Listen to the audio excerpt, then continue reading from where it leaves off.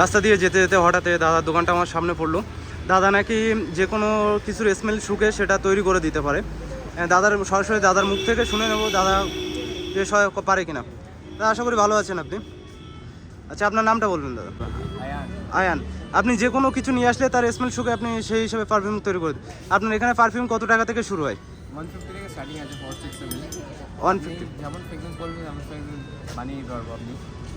বড় বড় ক্লোরিনের পারফিউম এখানে রেডি হয়, মানে যেরকম আপনি চাচ্ছেন সেরকম তোমার হয়ে যাবে, মানে কাস্টমারের চাহিদা অনুযায়ী তুমি পারফিউম করে থাকো, তাই তো?